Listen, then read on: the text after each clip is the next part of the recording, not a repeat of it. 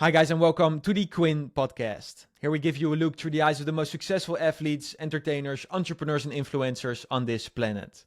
Be sure to check out all of the content at quinnpodcast.com. Enjoy the episode. So, take me back to the college days a bit. I read you studied philosophy. That's Is right. that true? Yeah, How does that philosophy. help you today in the business? Well, it's funny. So yeah, philosophy and then economics was sort of a minor of mine. I think everybody always asks, how does philosophy help? It feels like a fairly useless degree. And funnily enough, I would tell you it's actually been, I think, tremendously helpful, largely because, you know, business and life, when you're trying to figure things out, the specific data you need is maybe less important than understanding how to think about things clearly. And Mm, philosophy, when done well, is not just sitting around BSing like, oh man, what if there's turtles stacked on top of turtles in the world? And it's much more about thinking very clearly, what is the structure of my argument? Is this valid? Is it sound? There's a lot of things around the rationality of it. And if you get into symbolic logic, it's almost like doing math. And so it just mhm, puts a really, really heavy emphasis on defining your terms, thinking clearly, assessing things, the structure of things, not just how they make you feel, but structurally, how do they look?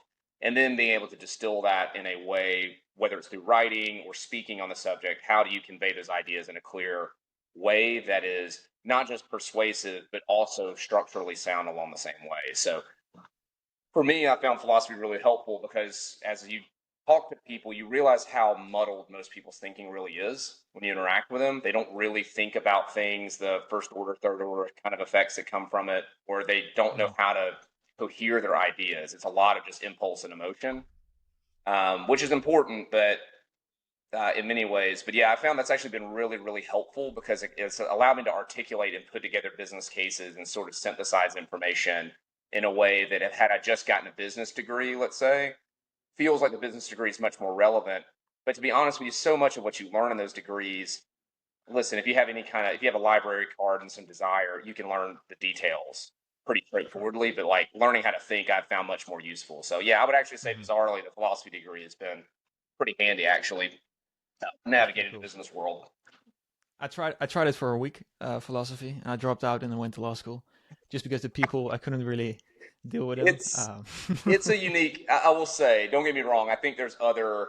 The truth is, I think science or STEM is, and then actually law, to be fair, Mhm.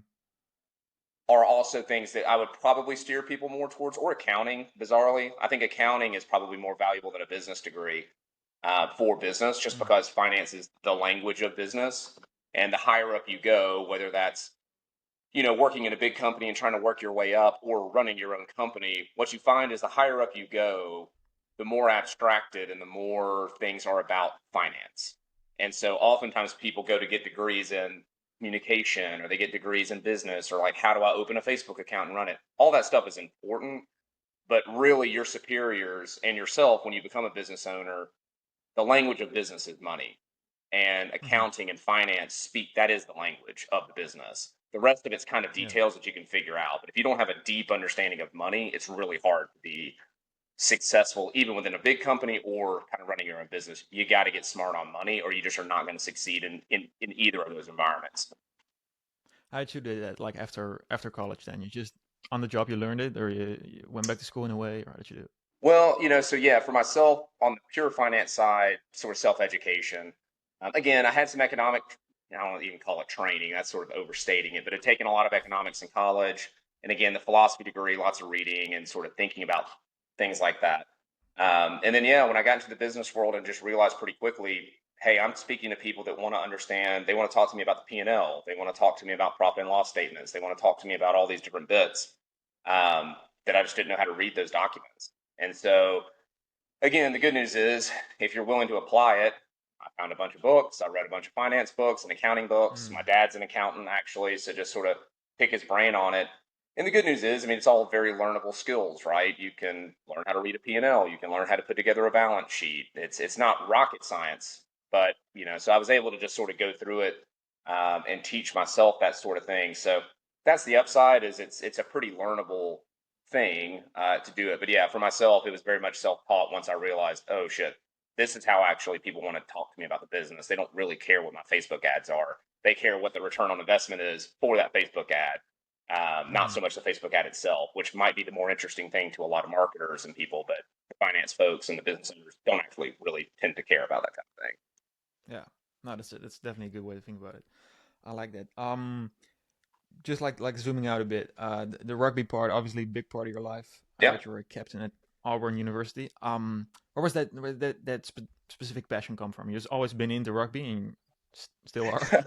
It's like coming from the southeastern United States, rugby really didn't exist when I was a kid.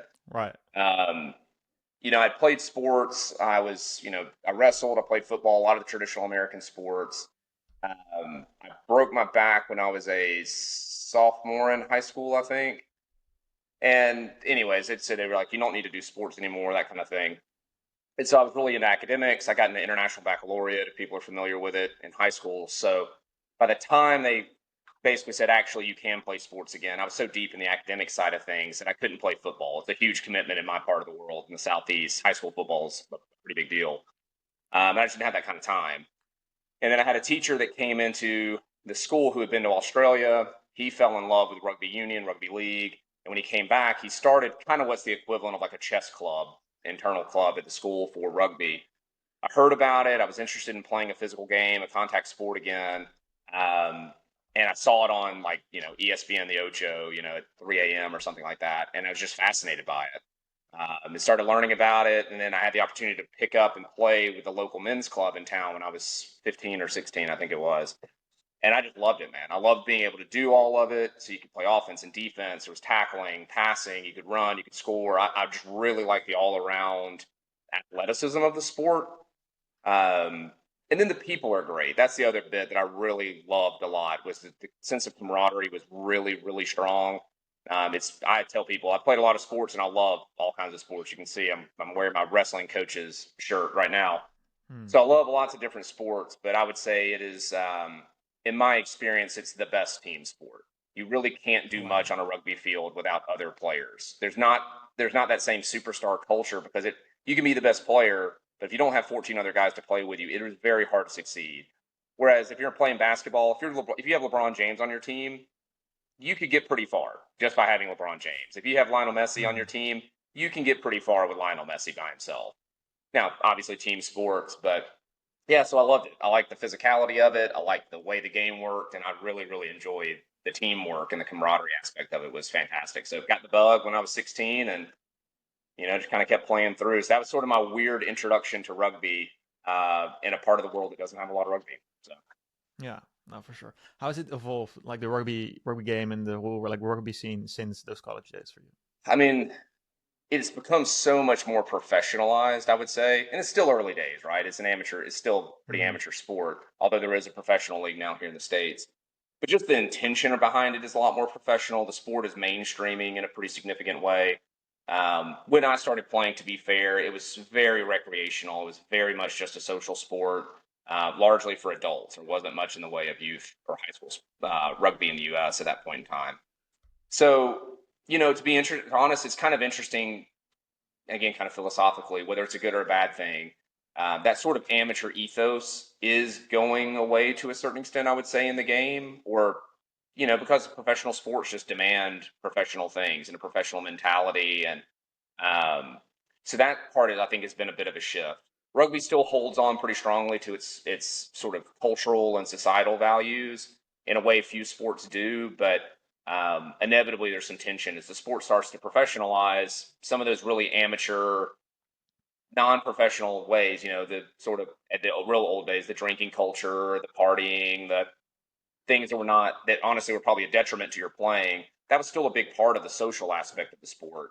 That there's been more tension around that now, where people are like, no, I want this to be my career. I want to be a pro at this, which means I can't be partying. I can't be doing these things in the same way. So that's probably the big shift. And I think it's something you see in all sports. You kind of go from the super amateur days to what it means to be a professional and make the sport mainstream means that some of that stuff kind of has to go away or be de-emphasized in a big way. So yeah, it's probably the single biggest shift. Right. So in those college days, did you see yourself going this path? Did you want to go pro? Was that even a thing back then in rugby? Sort of this direction of your career? Maybe not pro. I mean, I think there was no pro sports in the U.S. There were some guys that Mm-hmm. had gone and played overseas, um, and I would tell you, like, yeah, I would have taken up that option probably if it was there. Um, I was playing representative rugby for whatever that was worth in the U.S. at that point in time. So played for my state, played for my region at the college level. Was sort of in that all-American framework before ended up getting kind of hurt and falling out of that scene. So there might have been some pathway in, and of course, it's always motivating to try to get higher honors. I mean, I think I'd be lying to you if I told you it wasn't motivating to try to keep making those next levels, but again, for me, I really enjoyed it. Again, it sounds dramatic, but it kind of gave me a reason to get out of bed in the morning. I would Mm-hmm. say like kind of maybe a depressive character by nature. And so I really enjoyed having a team that needed me, the training aspect of it, the making myself better, giving me a reason to kind of get out there and plug away. Um, it was just super valuable for my life, whether there was pro on the end of it or not. To me, it was a real stabilizing influence for me. They gave me a great Mm-hmm. friend network, gave me some motivation, gave me a thing to shoot for, kind of gave me that structure that I would have been missing in a big way had I not had it in my life. So yeah, I would have loved to go on pro. I'm not telling you that wasn't somewhere in the back of my mind, but not certainly not the primary motivating factor for playing for me. Mm-hmm. No, for sure. So take me through the like you took me through the career like before we started recording. Um, but to be like CEO of like an amazing company in a sport you love, that's quite something, right? So how do you sort of no, it is. I mean, it's for a lot of people that's like a dream, right? it So how do it you has been sort of it has been a dream, that is for sure.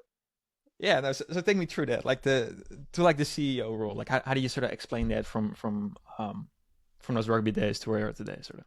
Yeah, I mean, a lot of this stuff is, I really enjoyed it. I knew what I enjoyed the sport quite a bit. I enjoyed the work. Um, and again, not to say this was all planned down to the ground, right? Like I didn't have some grand scheme that I was going to work to get me to this point, but um, I knew I really liked being around the sport. I enjoyed e-commerce. It was kind of became, I guess, my particular skill set.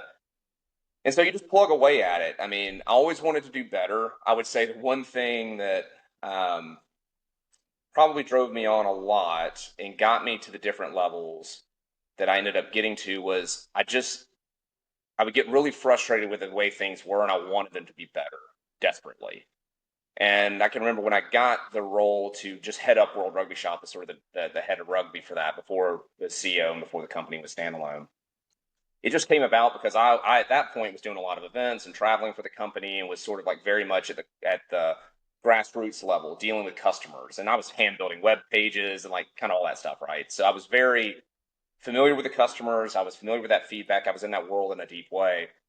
And after we got acquired, there was just they were pulling a lot of attention away from the rugby business, and we were suffering. Our customers were noticing it. Like the experience was really Mm-hmm. bad, and I did not want that for my life's what I had been working on. It just felt like we were throwing it down the toilet. And so I went and pitched this. I asked if I could sit in front of the senior leadership team for the company that I thought that it was moving in a bad direction.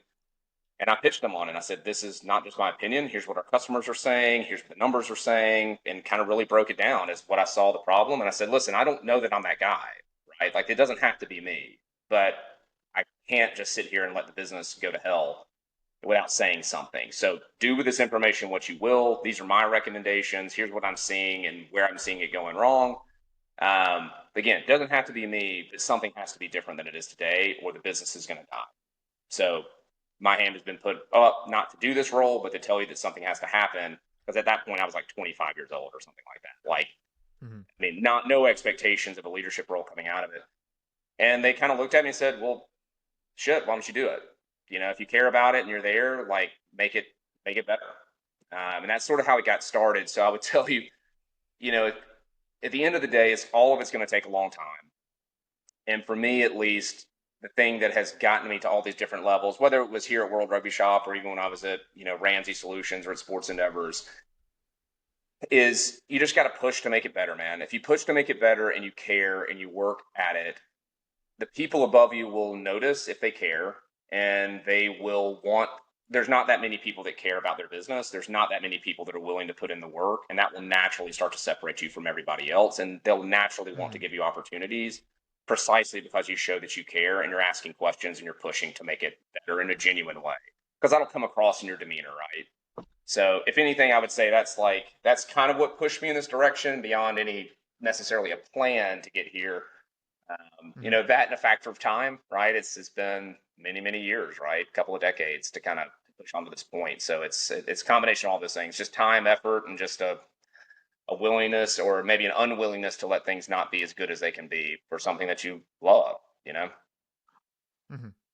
What sort of the like obviously you guys are I've no numbers on it, but you guys seem to be doing pretty good in the space. Like how do you sort of explain the success of World Rugby Shop since you were 25, had that vision of like taking it bigger than what it was, Yeah.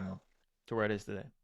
So good question. I would say the sport itself growing is obviously helpful, goes without saying. I Sure. think we're in a kind of unique position. It's where soccer probably was and other sports like it before that, where the sport becomes probably big enough to matter, but not so big that the very biggest players are coming in and sort of taking the best bits of it, which is can sometimes like your business gets big enough, the big guys want to steal what you've got.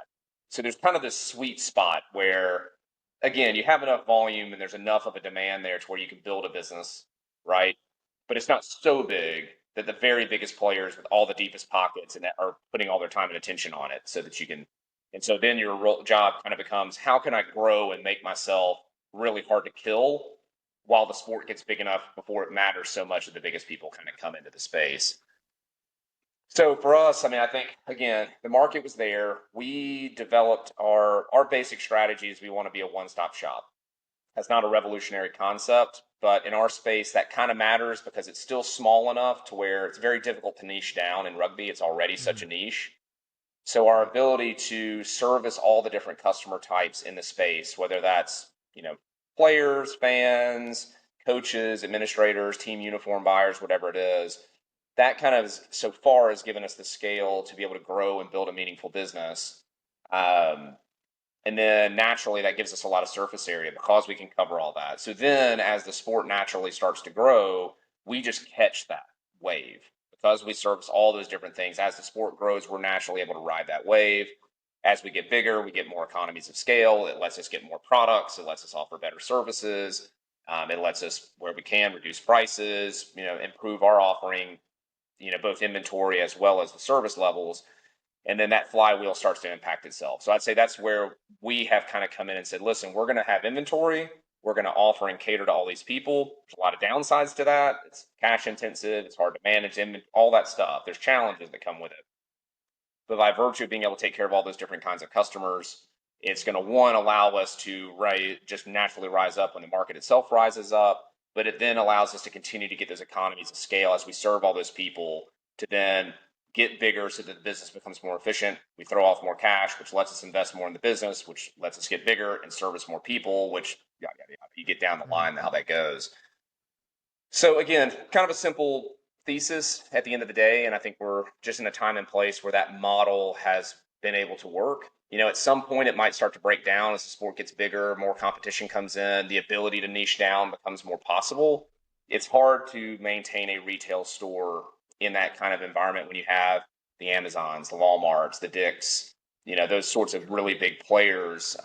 It'd probably become more challenging for us as it gets bigger, but we think there's some runway between now and then. I mean, we're certainly not at the size of soccer, who's this as a sport, they've probably started to see some of that competition on the retail side from Mm-hmm. those groups, but we've got a long way to go before we're soccer. So, anyways, that's kind of been our thesis, and so far it's been working out for us. Right, for sure. Do you see other sports that are sort of in that sweet spot right now where rugby was, say, 10, 20 years ago? Yeah, there probably are. Team sport wise, I think there's some sports like, again, I'll speak to the US specifically, right? So this really depends massively on what part of the world you're in. I think cricket's kind of an interesting sport, to be honest with you. Mm-hmm. I think it's certainly here in the US, it's one that people just don't think about a lot because of how uh, broken away those diaspora communities are. So the Indians, Pakistanis, uh, Caribbean communities, and obviously, the Brits, South Africans, New Zealanders, people like that. cricket's a big deal for them. There's a lot of those people living in the U.S., and Indians and Pakistanis in particular, they are crazy about their cricket. They love it.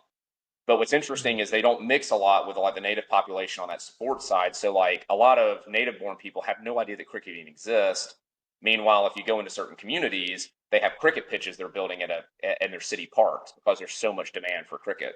So I actually think that's a really interesting sleeper sport where there's actually some scale there, but it's not been really picked up by most people in the space because they just don't interface with it. If you're a native born person in the US, you just probably never see it.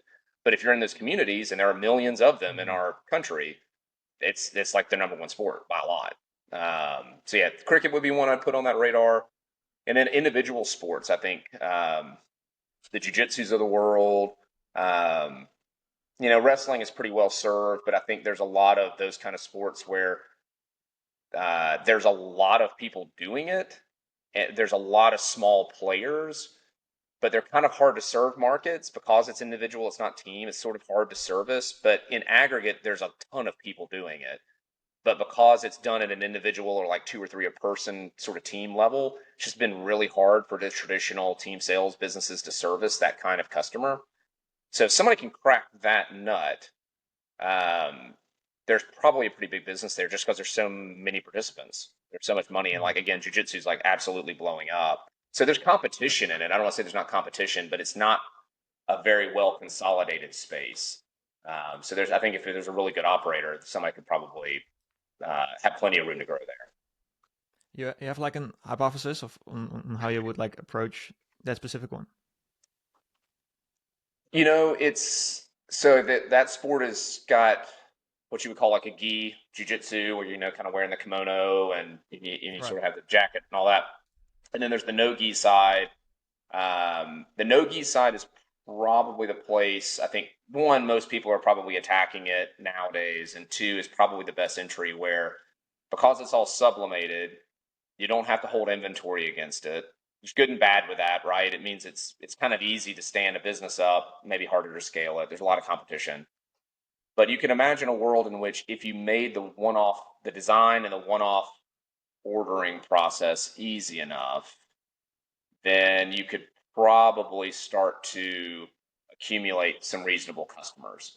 Or you could start going after gyms and sort of saying, hey, do you want your own apparel line? Again, people are doing this. So this isn't like Brad's original thought that nobody is doing.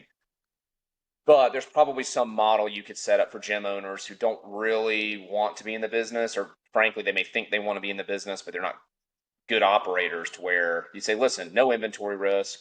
We'll set up your designs for you. We'll set up a store for your gym. You can order the stuff in for new members, or they can come and order it from the store. Then they're getting branded gear. You get some percentage of it, and you figure it out. And then you could have sort of that sales-led motion on the gym side of things, and then passively have this sort of individual build a really strong one-off ordering sort of designer sort of thing up front.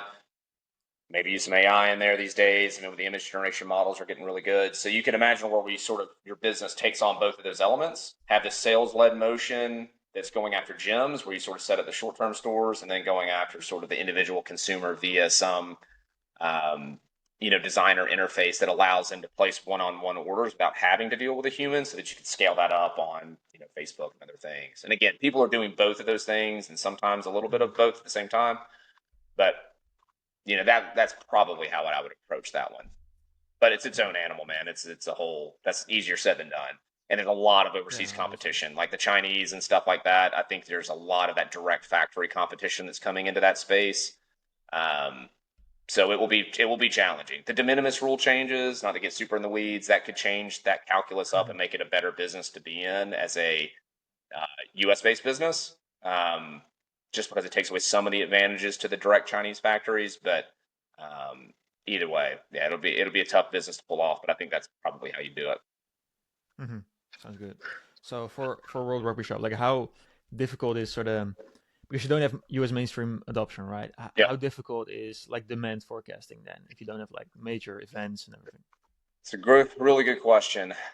For us, the advantage is we've been around a long time, and because we serve the market really broadly, um, the term I think applies well here is it's sort of like stochastic. Our sort of demand forecasting is sort of stochastically predictable, right? I mean, like at any given Mhm. moment, it's like, I don't know if the sales are going to be coming more from replica or team or this sort of thing, but we see a broad seasonality to where it's the overall demand curve is actually pretty consistent. Why that demand curve is consistent can sometimes change year on year, if that makes sense. But I would say, broadly speaking, we see a similar demand curve year to year. So now within Okay. that, there's a lot of question marks about a little more team, a little more player, a little more replica, whatever the case may be. So that's helpful. I would say we have a lot of years under our belt because we serve the broader market. The broad market demand shapes a lot of our business and sales period. So there's some level of predictability there. But there is no doubt about it, man. Inventory planning is super hard. It's the most challenging part of this business by a lot, because you never get it right. That's the one thing people have to recognize if you want to get into an inventory heavy space, you're either going to underbuy or overbuy, and that's just part of life. And so there's bad things to both, and Mhm. the job is truly figuring out how close to dead on can you get, understanding you'll never be perfect, and what kind of problems do you want more than the other? Which kind of problems can you cope with better than others? So it may be the case that you have access to a lot of financing, and so you're not as concerned about cash flow. Okay, that means you'll be able to tolerate certain kinds of problems better than somebody that's completely bootstrapped, no access to money, buying inventory they can't sell might be the end of their business, right? That's going Mhm. to be a different set of decisions that you would want to make. Um, so, like all things in life, it's going to kind of depend on what kind of outcome do you want? Are you trying to exit in 3 years? Do you want to have a business for the rest of your life? Do you want a lifestyle business, or you want to grow a big business and you just never want to quit doing it? All of those things matter a ton for figuring out how you approach that demand forecasting piece. Um, because again, you always take your best guess. You're never going to be perfectly right. So then you just kind of have to decide, do I want to err on the side of not maybe getting all the sales that I could get, but also not being as risky on my cash, or do I want to grow at all costs? And so I'm willing to err on the side of potentially burning some cash on product that I can't sit on, or I have to extend my cash conversion cycle, blah blah blah. That I think that's part of the challenge, that demand forecast planning. But yeah, from our side, history helps a ton. Yeah, I can imagine. Are there things like in that respect, and I'm sure there are other things, uh, that you guys like do completely different than the way you did them 10 years ago? Oh, From like obviously trial and error. yeah, it's a good question. In some ways, the business looks a lot like it did 10 years ago in terms of like replica buying and things like that. It's a pretty Hmm. established thing. We do some distribution agreements, I would say, is maybe a little different. Um, where, again, without going super in the weeds, you can sort of be a distributor or you can buy as a retailer off of other wholesalers, right? We do a bit of both. Right. I'd say that probably the single biggest thing that's really different, or a lot different than it was 10 or 15 years ago, is the importance of sublimated product. Um, sublimated product used to be, and again, like people, if you look it up, I mean, we could go into the weeds all day long about what makes it different than what we would call stock things that we keep on the shelves in inventory. Sublimated product, typically you're producing on demand for customers. So think of it as in stock versus on demand production. On demand production has changed this business, not just in rugby, but I'd say sports writ large. On demand production is so much faster, so much cheaper, and honestly, the quality is a lot better than it's ever been. That has changed up a lot of the strategy around how much you stock in inventory. This business, on the team sales side of the business or player, used to be you got to keep inventory on the shelves. That's how the business ran by and large. Sublimation was a real tiny part of it. It served like a super niche space. Like, not to say there was zero, but it was not, absolutely not the main driver for anybody's business. Hmm. Now that's not true. In a lot of sports, it's all sublimation, almost all sublimation. And there'd be pieces that would stock. So, like, you're doing baseball, let's say, like the pants might be stock, but the jersey is almost 100% of the time going to be sublimated these days.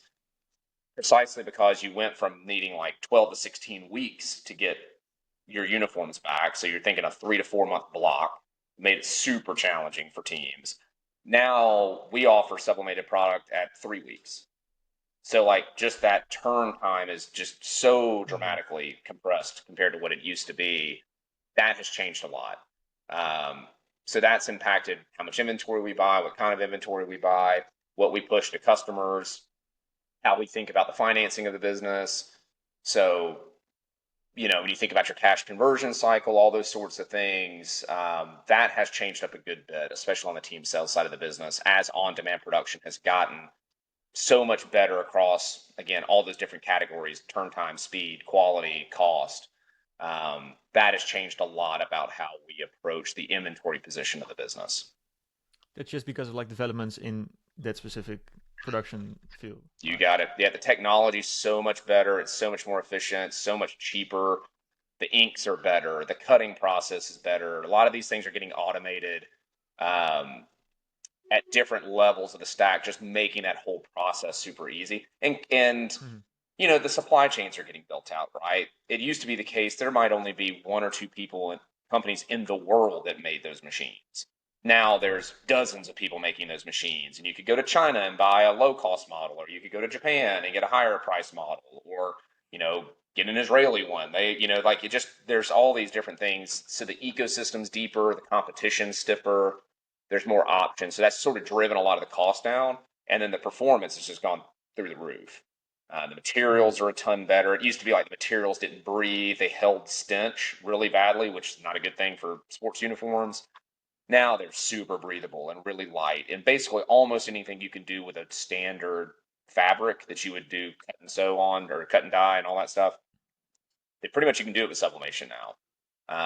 So yeah, just the quality across the board is just so much better as a result of that ecosystem and supply chain developing. Um, that it's just allowed that product to get better in pretty much every facet you care about. Hmm. Yeah, sounds good. How do you sort of like take me sort of into the world of like the licensing? Because that Yep. always like interests me. Like with these like big brands, and how Hmm. does that sort of work from your perspective? Yeah. I mean, it depends. So licensing can be kind of a broad term, but if we're thinking about it as, hey, this professional team or maybe this college or something like that, we want to sell their product. We want to produce under license. Hmm. Um, at a high level, it's not super complicated, right? You would go and negotiate with these groups or their agents. In the case of most colleges don't do licensing agreements directly. Most of the time, they're working through entities like CLC or gosh, Fanatics has their own group now. All these sort of things. Hmm. So oftentimes with universities, you're sort of dealing with a third party licensing group. Um, And other times, you might go directly to that professional team. So you might, in our case, we have a license with, say, the Wallabies. Well, the Australia Wallabies. So we would go negotiate with them directly in terms of what our licensing agreement needs to look like. And typically it's, hey, we agree to meet these quality standards. We'll pay you this percentage of sales. So we'll give you a royalty on top of whatever we sell. And you build standard approval processes and you kind of work through that design process with them. But at a high level, it's pretty straightforward. Negotiate with them. You agree to pay them a certain amount of money. Sometimes there's minimum guarantees involved where you'd say, no matter what, we're going to pay you this amount of money as a baseline. And then obviously, if things go higher than that through royalties, we'll pay you that as well. But we will no matter if we sold $0 worth of product, we would still pay you whatever the amount of money is, right?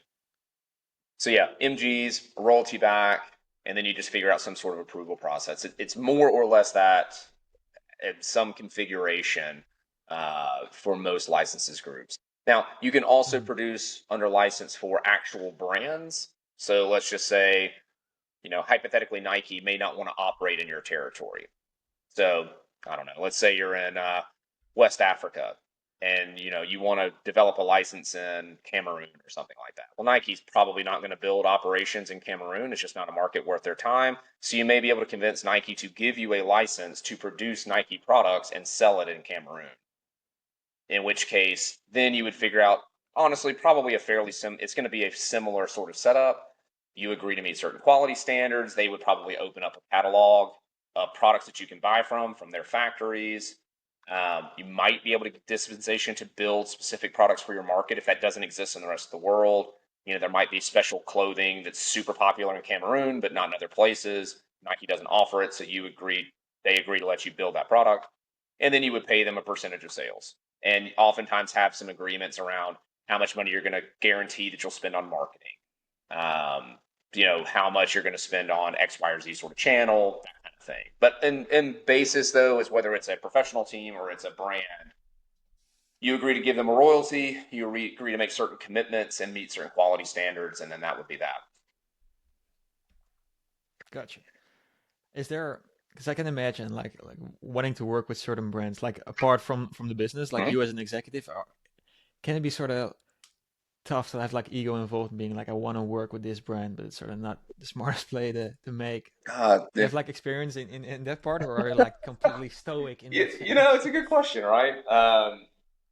I think one of the like maybe broader lessons uh, I've learned over time, and again, not to say this is not exactly a revolutionary thought, but it is amazing. People don't generally they just don't want to work with people they don't like. That's maybe like it Hmm. sounds so basic, but I think oftentimes people are like, well, it's business, so I'll do business with anybody, even if I hate them.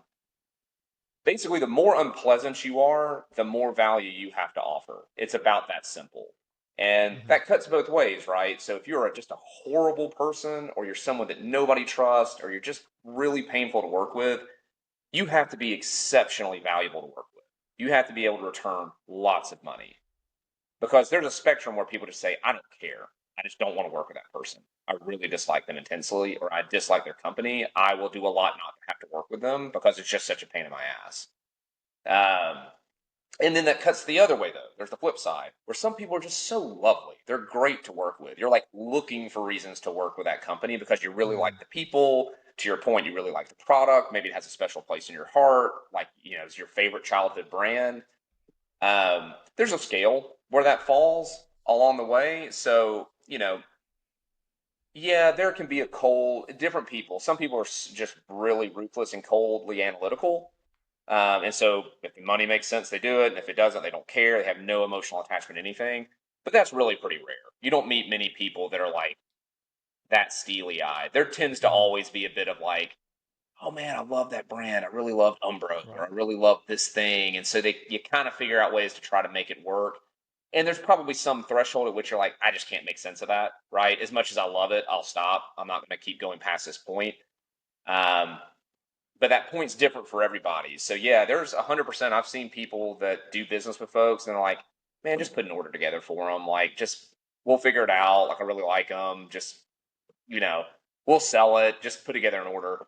Simultaneously, I've seen people that's like, if I can curse, just be like, fuck those guys. Like, I just do not want to work with them. And like, Hmm. unless it's just really worth our time, don't do business with them. Like, I've seen all of those things spin out. So yeah, there's absolutely those things happen. Um, and so, again, since we're talking to people that maybe want to be in the business and sort of think about those things, like your reputation really does matter. How you treat people really Yeah. does matter. If you're going to treat people poorly, you better not need to deal.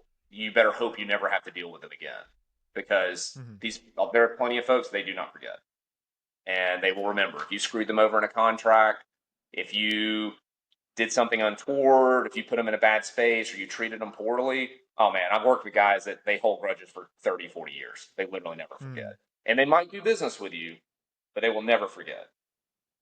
So yeah, be very, very careful, because there's a lot more emotions. There's a lot more of that stuff involved than I think sometimes people think is the case.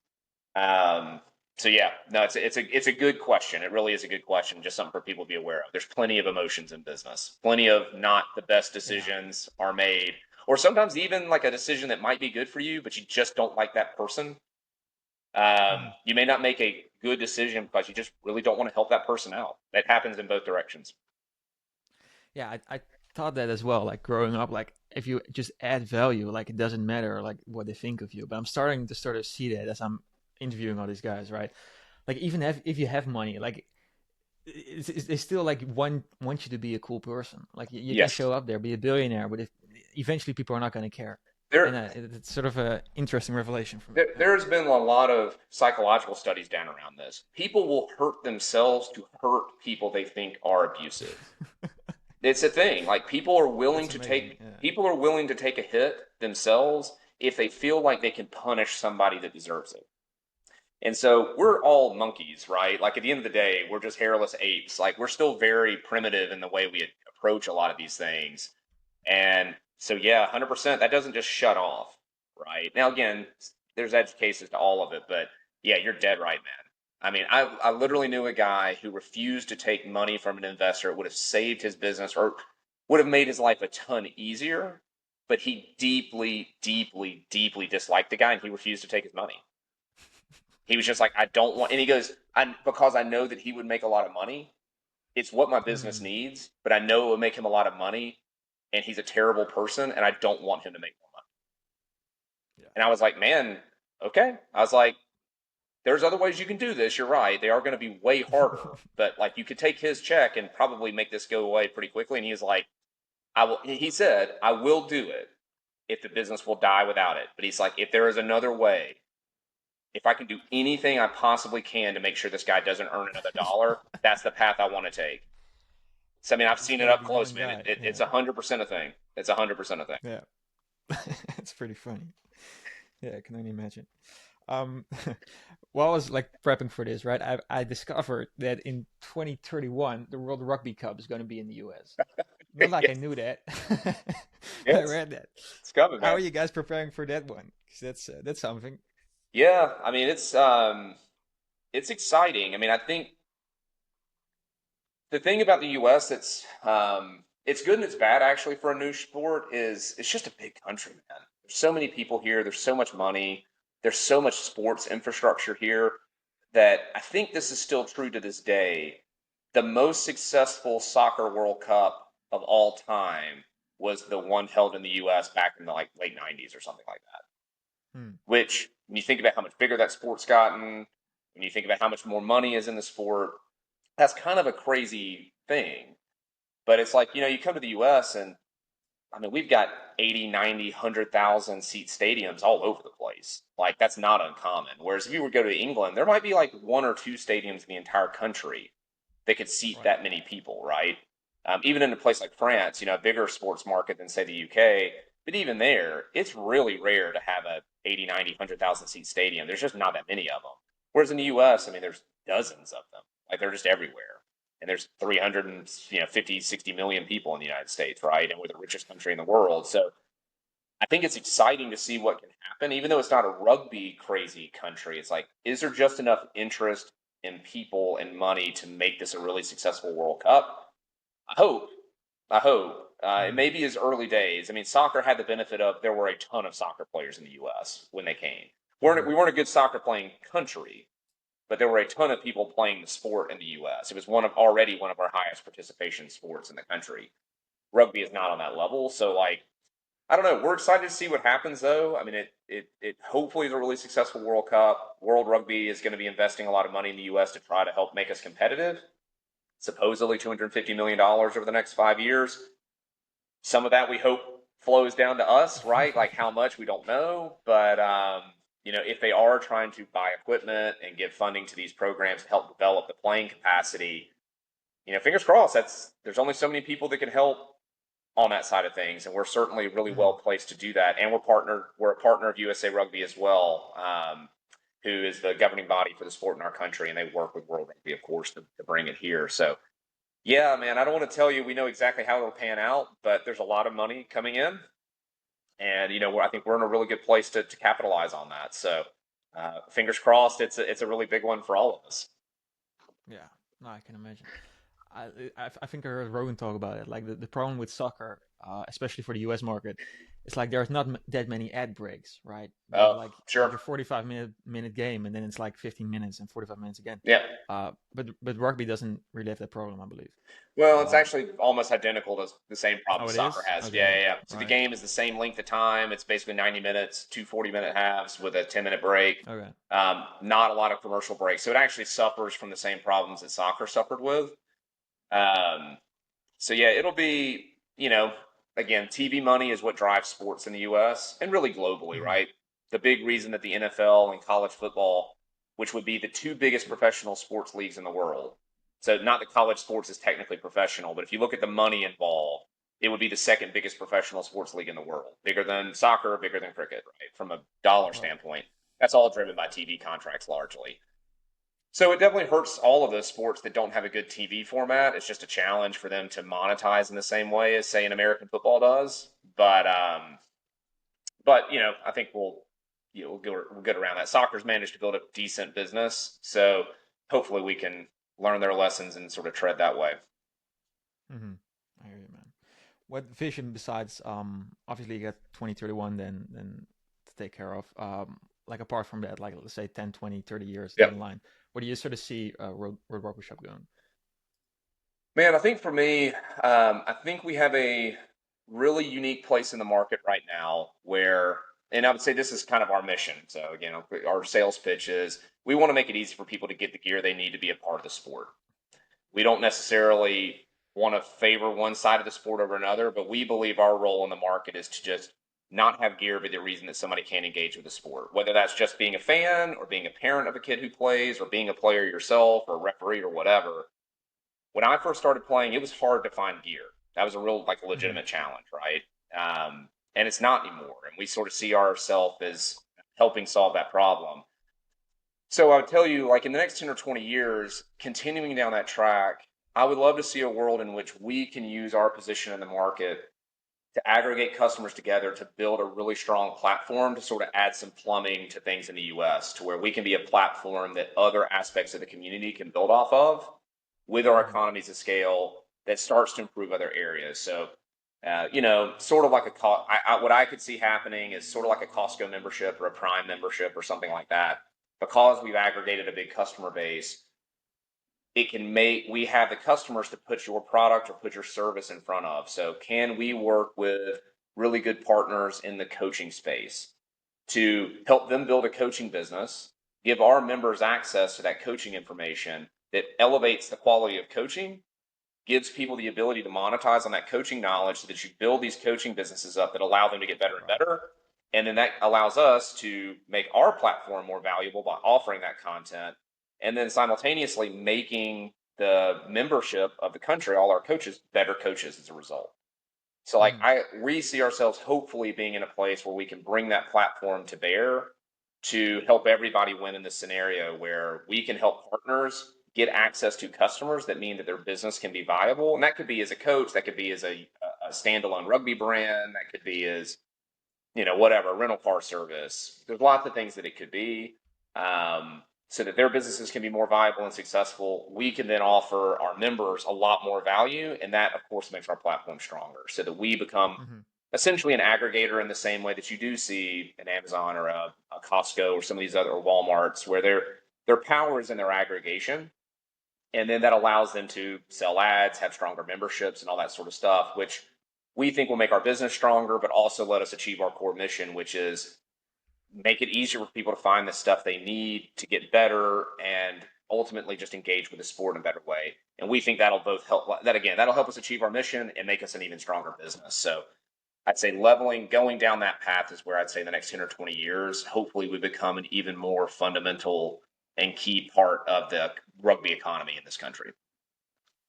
That's pretty exciting because you're gonna have the cash flow in that sense, right? The recurring revenue, so you can sort of create the ecosystem, You got it. be like a true one-stop shop for like everything rugby. That's That's pretty cool. exactly right. That's exactly right. Yeah. And so then you're making more profit. And so again, I'm not saying that nobody loses, but our hope is that that becomes a net positive for all sides, us in the middle, and then the customers and Mm-hmm. other businesses. Hopefully, it's additive to the community. But yeah, then it's another revenue stream for us. It's something that's not just inventory based, which, as we talked about, is cash Mm-hmm. intensive. It's hard. It's risky. Can we add in this other aspect of the business that's a lot less risky, is higher margin, that's more predictable, that allows us to sort of balance out the more challenging side of an inventory based business at the same time. So I think that's how we would hopefully see ourselves levering out of just being a retailer. And I don't mean to say that pejoratively, like I love being a Mm-hmm. retailer, but there's a Sure. lot of challenges that come with e-commerce retail and retail broadly. There's a reason that Amazon and Walmart and Home Depot and all these people are recognizing like the single biggest, most profitable line they can get into is advertising. Like that's Mm-hmm. actually what's driving much of their businesses. because they've been able to build really strong businesses that service a large customer base, which lets them aggregate those customers together, and then they can go and sell advertising against those customers. Most retailers can't do that. I think we have a unique opportunity in our space, given our scale, to potentially be able to do that if we can continue to add value and get better. I think we could do that in the rugby space. And then, that opens up a lot of things because it makes our revenue a lot more flexible and defensible in many ways, and just less risky, which then again, can we reinvest that and get even better and get even better? So I think that's the goal, and where we could see ourselves getting in the next 10 or 20 years, that would, I think that'd be a good place to be. Yeah, no, it sounds pretty solid. For you as like an executive, more so personal goals. Yeah. Like where do you see your own career going in a couple decades? Yeah. No. I mean, listen, I love what I do. There's no doubt. I really love the sport. I like coaching. I enjoy building organizations. So I would say I don't see World Rugby Shop going away for me. I really enjoy what I'm doing here. It's cliche, but it really has kind of been my life's work. And you nailed it earlier. I'm a very blessed person, and I'm in a very unique place where my technical skills have aligned with my personal passion, that in a way that allows me to sort of continue doing something that I really enjoy, and I hopefully am decent enough at it to keep it going. What I could see happening though is, I love administrating and working with our local club here. I'd love to continue to go down that path and maybe develop and build a better rugby ecosystem here, and use some of the strengths that we've developed with the business side and take some of that knowledge to help build out our club to be a bigger regional sort of hub for rugby in the U.S. I think personally would be really satisfying.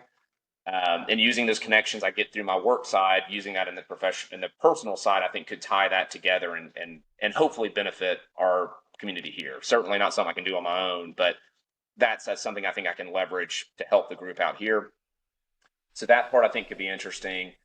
And then, I think there's some side businesses. There's some coaching opportunities, teaching things that, from our sport and rugby, like tackling in particular, is we're getting a lot of really strong interest from football in our neck of the woods, because we've worked with some programs and they're now being known as some of the best tacklers in their divisions. People are asking them how they got so good at it. They're telling them it's about what we're doing on the coaching side, or starting to have those conversations anyway. So there may be some stuff to try to develop around that to build up a business along those lines. We'll see. So I could see all that stuff panning out, but I certainly see World Rugby Shop as being, honestly, kind of the center of it all. Maybe I get bored one day or I learn to hate it, but I don't see that happening anytime soon. So probably just bolting on some other things that sort of loosely apply to World Rugby Shop and maybe scratch some itches I've got on those other side of things would be where I would see it going.